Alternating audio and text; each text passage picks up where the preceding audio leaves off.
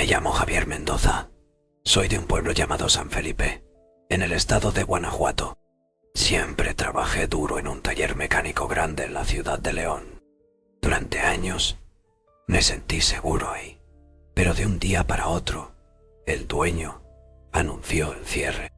Nos quedamos todos en la calle, sin explicación, sin liquidaciones justas. Los primeros 2 meses de desempleo los pasé buscando trabajo en todos lados. Gasté casi todo lo que tenía ahorrado. Para el tercer mes me empezaba a quedar sin dinero para pagar siquiera la renta. Una tarde, mientras estaba sentado en la banqueta fuera de mi casa, recibí una llamada de mi primo Ramiro.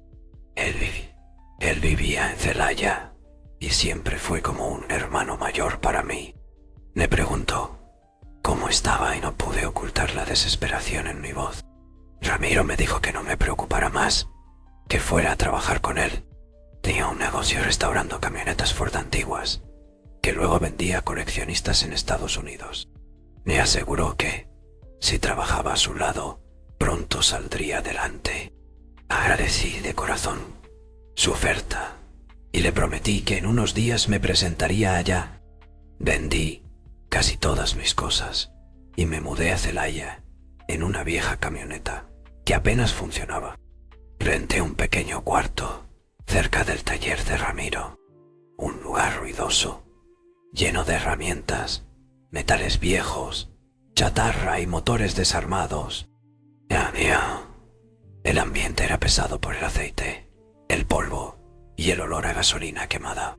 Desde el primer día, Ramiro me mostró todo el proceso: la compra de camionetas oxidadas, el desarme pieza por pieza, el lijado, la reconstrucción de los motores, el repintado. Había un equipo de 5 trabajadores. Uno de los encargados de oficina era una mujer joven llamada Mariana. Tendría unos 26 años. Era morena clara, cabello largo y lacio.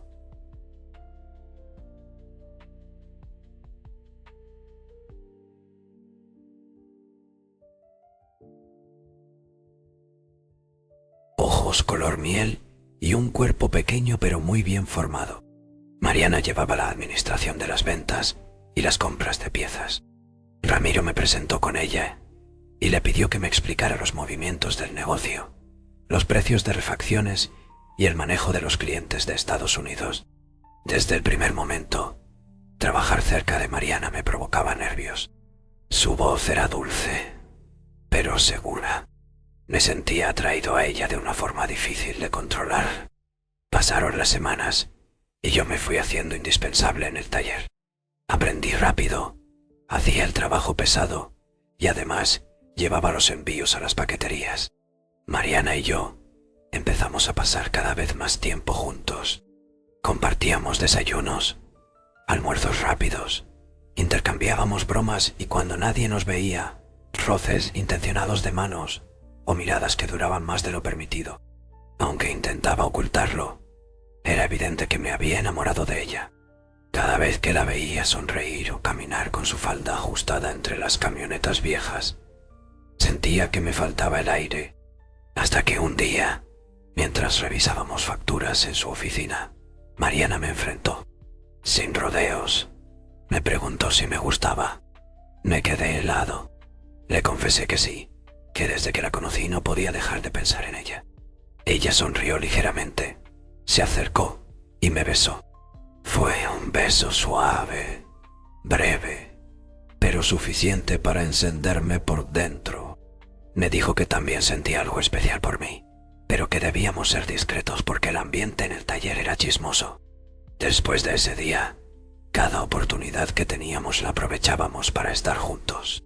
Nos veíamos a escondidas, compartíamos besos apresurados y caricias prohibidas detrás de los camiones abandonados. Mariana se convirtió en mi obsesión. Una tarde de viernes, Mariana me propuso salir a cenar a un pequeño restaurante que quedaba en la salida hacia Paseo.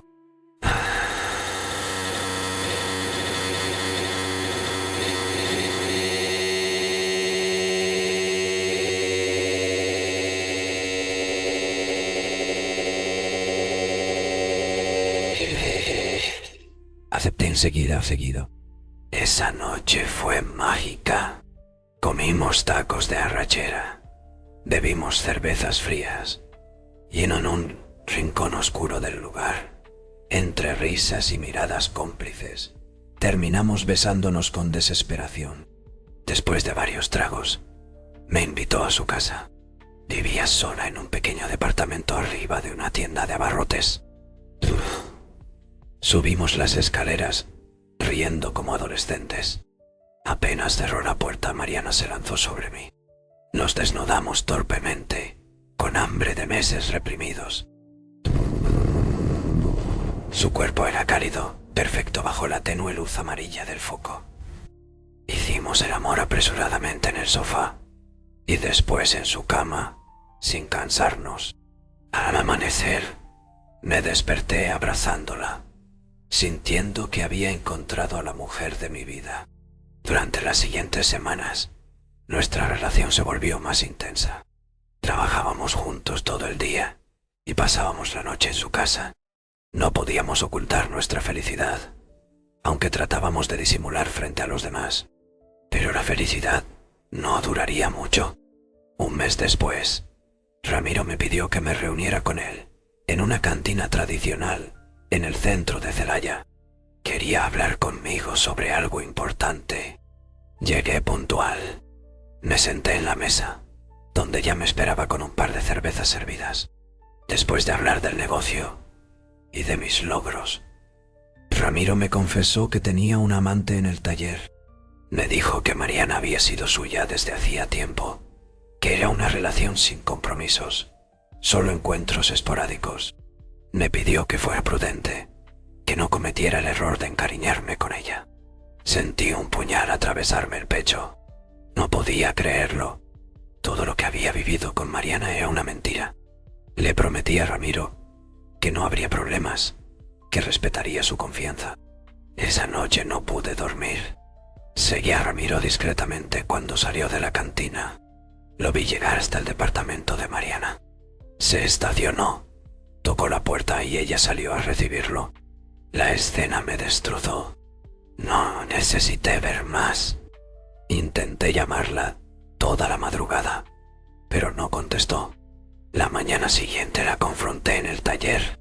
Sin posibilidad de negarlo, Mariana admitió todo. Me dijo que su relación con Ramiro era solo física, que a quien amaba era a mí. Me rogó que le diera tiempo para terminar con Ramiro. Me juró que en 2 semanas estaría libre para que pudiéramos escapar juntos a otro estado. A pesar de todo, le creí. Le pedí que en esos días se mantuviera alejada de Ramiro. Yo le propuse juntar nuestro dinero y abrir un pequeño taller en Querétaro o en Aguascalientes. Accedió, entre lágrimas. Una semana después, Ramiro enfermó de forma repentina.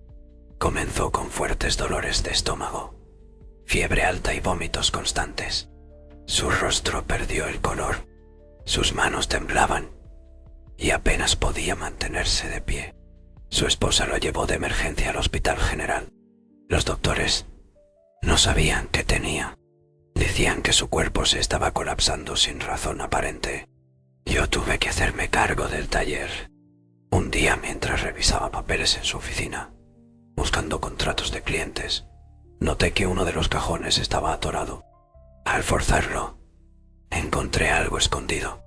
Una bolsa de tela negra, cerrada con listones rojos. La saqué con cuidado. La abrí y adentro encontré una fotografía de Ramiro, marcada con cruces negras. Un manojo de cabellos enredados con listones y símbolos antiguos dibujados con tierra roja. Era evidente que aquello era un trabajo de brujería. Cuando encontré ese paquete escondido en el escritorio de Ramiro, supe de inmediato que algo muy grave estaba pasando. No era un simple objeto olvidado. La fotografía, los cabellos, los símbolos de tierra roja formaban un conjunto que despedía un olor raro, como a humedad rancia y metal oxidado. Sentí un escalofrío recorrerme la espalda. Guardé todo en una bolsa de plástico y la escondí en el compartimento de mi camioneta. No sabía exactamente qué hacer, pero entendía que no podía dejarlo ahí. Recordé que, en mi juventud, una amiga llamada Teresa estaba muy metida en temas de brujería y santería. La contacté de inmediato. Cuando le conté lo que había encontrado y cómo Ramiro se había enfermado tan rápido, me confirmó que era un trabajo de magia negra muy peligroso. Me aconsejó buscar ayuda urgente. Antes de que fuera demasiado tarde, me pasó el contacto de un hombre llamado Don Ezequiel, un curandero y brujo reconocido en las zonas rurales de Guanajuato. Según Teresa, Don Ezequiel era ciego desde niño, pero había desarrollado el don de ver más allá del mundo físico. No era barato ni fácil de encontrar, pero si alguien podía ayudar, era él. Esa misma tarde, sin pensarlo mucho, tomé la camioneta y salí rumbo a un pequeño pueblo llamado Comonfort, donde don Ezequiel vivía en las afueras, en una casa de adobe y techo de lámina. El trayecto fue largo y polvoriento. Las calles del pueblo eran angostas y desiguales, con perros callejeros vagando por todos lados. Cuando llegué, vi a un anciano sentado bajo un mezquite, con un sombrero viejo cubriéndole el rostro. Sin levantar la cabeza, me habló con voz ronca, diciendo que ya me esperaba, que traía conmigo un mal muy grande. Me estremecí al escuchar eso. Me ayudó a entrar en su casa, un lugar oscuro, lleno de imágenes de santos, veladoras, hierbas colgadas del techo y extraños amuletos. Le entregué la bolsa. Don Ezequiel la tocó con sus manos temblorosas y después aspiró profundamente su olor. Me dijo que el trabajo había sido hecho con tierra de cementerio y sangre de animal, lo que aceleraba la destrucción del cuerpo de la víctima. Me explicó que el corazón espiritual de Ramiro estaba siendo devorado poco a poco, que no resistiría mucho más si no actuábamos de inmediato. Me aseguró que el trabajo había sido hecho por una mujer, impulsada por celos y deseo. Me preguntó si la persona que estaba muriendo era alguien muy cercano a mí. Le dije que era mi primo, casi como un hermano. Don Ezequiel se quedó en silencio por un momento. Luego afirmó que conocía bien ese tipo de trabajos. Dijo que había detectado que la intención detrás del hechizo no era matar por venganza, sino eliminar un obstáculo en el camino de un nuevo amor. Me advirtió que la mujer responsable también me deseaba a mí, que todo había sido planeado para quedarse conmigo, quitando de en medio a Ramiro. No quise aceptarlo de inmediato, pero en el fondo sabía que todo apuntaba a Mariana. Don Ezequiel me explicó que podía romper el hechizo, pero el daño ya había sido hecho parcialmente.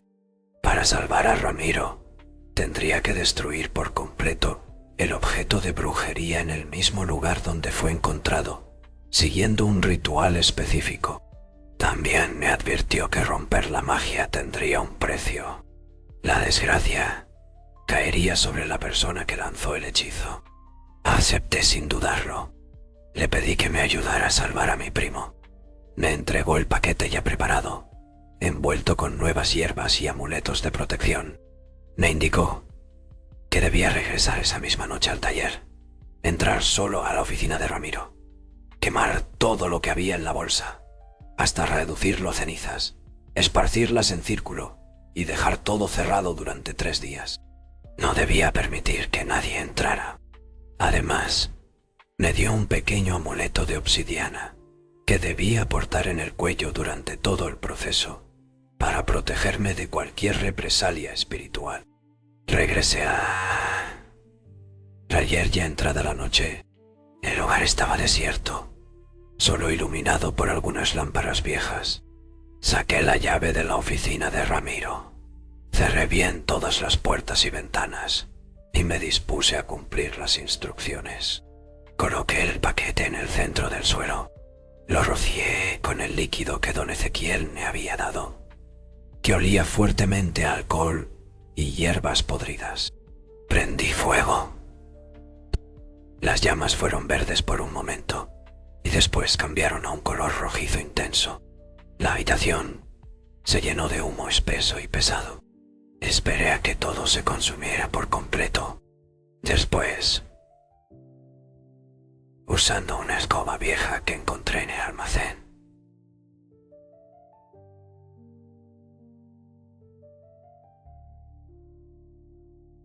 Esparcí las cenizas en el círculo.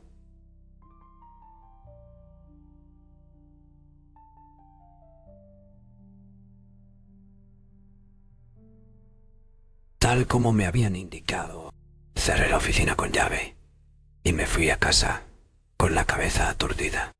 Durante esos 3 días traté de mantener la calma. Evitaba pasar cerca de la oficina, aunque a veces juraría escuchar ruidos extraños provenientes de dentro. Susurros, golpes suaves, como si algo raspara las paredes. El cuarto día, temprano por la mañana, regresé a la oficina. Abrí con cuidado. Todo estaba tranquilo. Las cenizas seguían esparcidas en el suelo. Usando una pala y una escoba, recogí los restos y los llevé directamente a un basurero lejos del taller. Desde ese día, la recuperación de Ramiro fue casi milagrosa. Empezó a ganar fuerza, a comer mejor, a recuperar el color en el rostro. Los doctores no podían explicar cómo su cuerpo se regeneraba tan rápido, después de haber estado tan cerca de la muerte. Mientras Ramiro mejoraba, Mariana comenzó a cambiar. Al principio, trataba de actuar como siempre, pero se notaba nerviosa, agitada. Me buscaba con insistencia, queriendo verme, mandándome mensajes constantemente. Un día, mientras estaba almorzando en un puesto de carnitas cerca del taller, recibí una llamada suya. Me suplicaba que la viera. Decía que necesitaba hablar urgentemente conmigo. Algo en su voz me puso en alerta. Zona, asustada. Accedí a verla en la oficina donde normalmente revisábamos las cuentas. Cuando llegó, me sorprendió su aspecto. Mariana estaba pálida, ojerosa. Parecía haber perdido varios kilos en cuestión de días. Se movía con dificultad y su respiración era agitada. Me confesó entre lágrimas que desde hacía días se sentía enferma, sin energía, con pesadillas constantes, donde sombras la arrastraban a lugares oscuros. Decía que sentía una esencia pesada, siguiéndola todo el tiempo. Me rogó que le dijera si sabía algo sobre brujería, si había hecho algo para perjudicarla. No pude ocultar mi disgusto.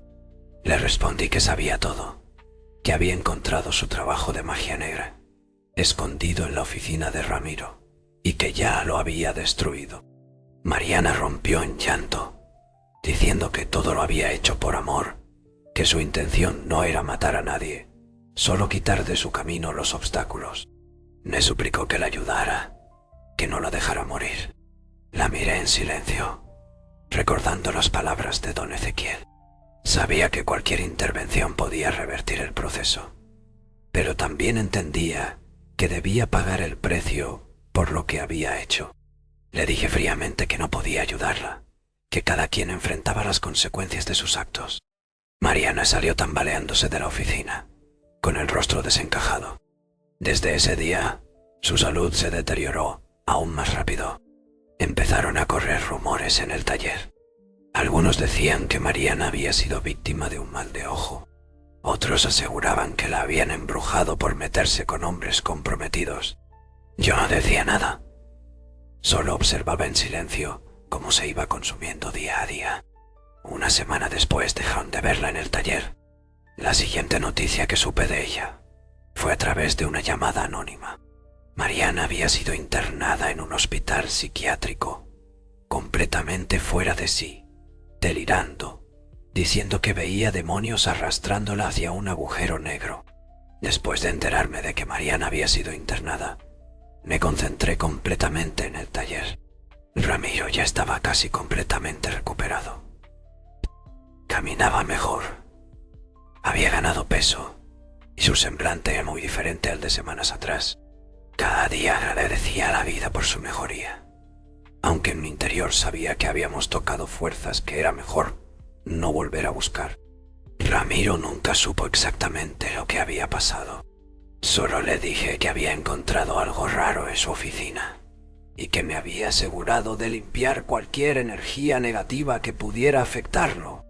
Él, ajeno a todo, me agradeció de corazón y me prometió que siempre tendría un lugar a su lado en el negocio. Durante esos días, noté que la atmósfera del taller cambió. Parecía más ligera. Los trabajadores también comentaban que el ambiente ya no era tan pesado como antes, que se sentía diferente, más tranquilo. Algunos incluso decían que antes veían sombras o escuchaban voces, pero que ahora todo eso había desaparecido. Una mañana, mientras organizaba papeles en la oficina, recibí una carta anónima que me dejó helado. Al abrirla, reconocí de inmediato la letra temblorosa de Mariana. En la carta me contaba que desde su internamiento sufría visiones horribles. Veía criaturas deformes rondando su cama.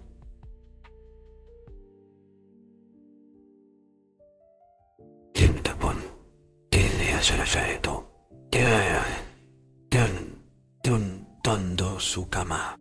Escuchaba voces que la acusaban de traición y sentía que su alma era arrancada poco a poco. Me suplicaba que la perdonara y que, si podía, pidiera por su alma, ya que sentía que la muerte estaba muy cerca. Guardé la carta en un cajón sin contestarla. No sabía qué decir. Dentro de mí, una parte sentía compasión, pero otra sabía que su destino era consecuencia de sus propias decisiones. No era mi responsabilidad salvarla. Pasaron algunas semanas. El taller crecía. Llegaban más pedidos de camionetas restauradas y los clientes de Estados Unidos hacían buenos negocios con nosotros. Ramiro, viendo el éxito, decidió abrir un segundo local en Salamanca y me ofreció dirigirlo. Acepté sin pensarlo. Era la oportunidad de empezar de nuevo, lejos de los recuerdos de todo lo que había sucedido. Mientras organizábamos la mudanza para el nuevo local, un amigo de confianza, llamado Joel, me contó algo que me dejó inquieto. Me dijo que había escuchado de una enfermera del hospital psiquiátrico donde estaba Mariana, que ella había muerto de manera inexplicable. Según la enfermera, una noche Mariana comenzó a gritar desesperadamente, diciendo que unas sombras la habían alcanzado. Horas después fue encontrada sin vida en su cama, con una expresión de terror absoluto en el rostro. La noticia me estremeció. Aunque sabía que era el resultado de su brujería, no pude evitar sentir un nudo en el estómago. Decidí no comentarle nada a Ramiro. No valía la pena revolver el pasado. Me enfoqué completamente en el nuevo taller. Contratamos nuevos trabajadores. Adquirimos más herramientas y empezamos a restaurar no solo camionetas, sino también jeeps antiguos. El trabajo duro me mantenía ocupado y alejado de los recuerdos dolorosos. Un día, mientras inspeccionaba un lote de vehículos abandonados para comprar piezas, recibí una llamada desconocida. Era una voz de mujer, pero no podía identificarla bien. La llamada era confusa, llena de estática. Alcancé a escuchar mi nombre repetido varias veces, acompañado de súplicas y llantos. No pude evitar pensar en Mariana. Colgué de inmediato y apagué el teléfono. Esa noche, al llegar a mi casa, noté algo raro. La puerta principal estaba ligeramente abierta, aunque recordaba claramente haberla cerrado. Entré con cautela. Todo parecía estar en su lugar, pero el ambiente dentro era pesado, sofocante. Olía a tierra mojada y a algo más que no podía identificar. Recorrí cada habitación. Al llegar a mi recámara, vi sobre la cama una pequeña muñeca de trapo, vieja y sucia, amarrada con hilos rojos y negros. Al lado de la muñeca había una nota escrita en un papel rasgado. La nota decía que los lazos de amor y muerte nunca se rompen, que el alma de quien me amó siempre me seguiría. Me invadió un escalofrío tan fuerte que casi pierdo el equilibrio. No sabía cómo esa muñeca había llegado ahí. Saqué de inmediato la muñeca usando un pedazo de tela para no tocarla directamente. La metí en una bolsa de plástico y la tiré en un basurero a varios kilómetros de distancia. Esa noche no pude dormir. Cada vez que cerraba los ojos, sentía una presencia en la habitación. Escuchaba pasos ligeros alrededor de mi cama, susurros apenas audibles, y en algunos momentos creí ver una sombra parada en la esquina de la recámara. Los días siguientes fueron igual de inquietantes. Aunque el taller prosperaba, en mi casa no había paz. Escuchaba golpes en las paredes, puertas que se abrían solas, luces que parpadeaban sin razón. Los trabajadores empezaron a notar que llegaba al taller con el rostro cansado, ojeroso, pero nadie preguntaba nada. Al cabo de una semana, decidí buscar nuevamente a don Ezequiel. Conduje hasta Comonfort y lo encontré sentado en el mismo lugar donde lo había visto la primera vez, bajo el mismo mezquite. Al acercarme, sin que yo dije nada, don Ezequiel me dijo que el alma perturbada de una mujer me estaba siguiendo, que su muerte no había sido suficiente para romper el lazo creado por la brujería inicial. Me explicó que cuando alguien muere con un trabajo de magia negra activo, su alma queda atrapada entre mundos, y si el objeto de su amor sigue vivo, ese espíritu errante buscará reunirse con él a toda costa, sin importar las consecuencias. Me dijo que era necesario realizar un segundo ritual, más fuerte, para cortar el lazo definitivamente. Para eso, necesitaría regresar al sitio donde Mariana fue enterrada y realizar una limpia especial con fuego, tierra de panteón y agua bendita de 3 iglesias diferentes. Me advirtió que el proceso no sería fácil y que habría resistencia del espíritu. Si fallaba, el alma de Mariana podría apoderarse de mí, llevándome a la locura o incluso a la muerte. Acepté el reto. No podía vivir el resto de mi vida bajo esa sombra. Don Ezequiel me entregó una bolsa con los elementos necesarios y me dio instrucciones precisas.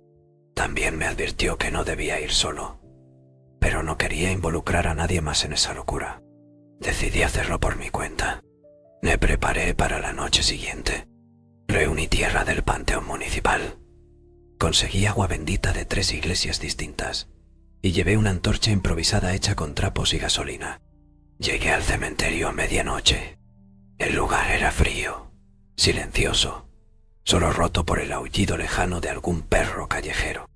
Localicé la tumba de Mariana siguiendo las indicaciones que había obtenido. No era difícil encontrarla. Era una lápida sencilla, nueva.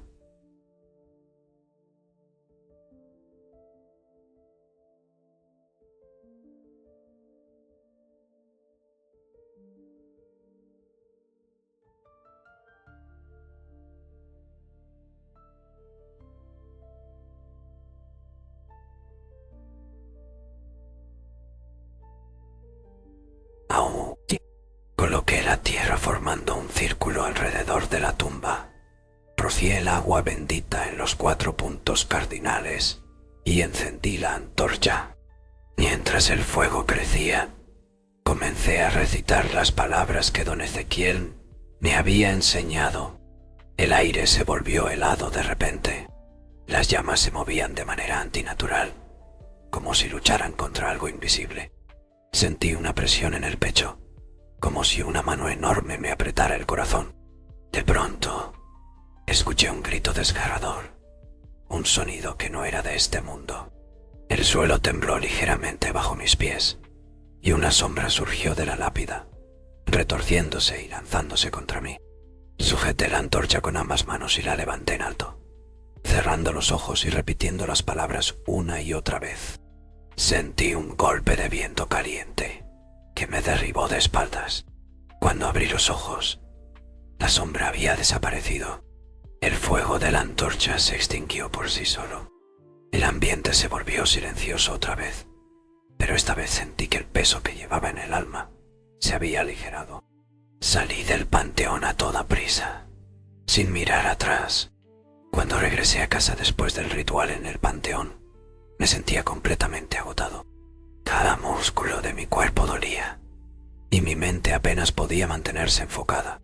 Sin embargo, dentro de mí, algo había cambiado. El aire se sentía más liviano. La opresión que llevaba días arrastrando había desaparecido. Apenas amaneció, decidí limpiar toda mi casa. Abrí puertas y ventanas para que entrara el aire fresco.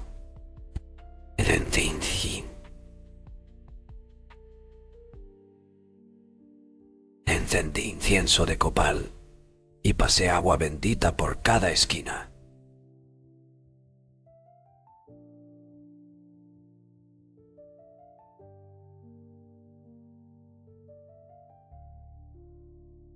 Tal como me había recomendado don Ezequiel, no quería dejar ningún rastro que pudiera servir como ancla para energías oscuras.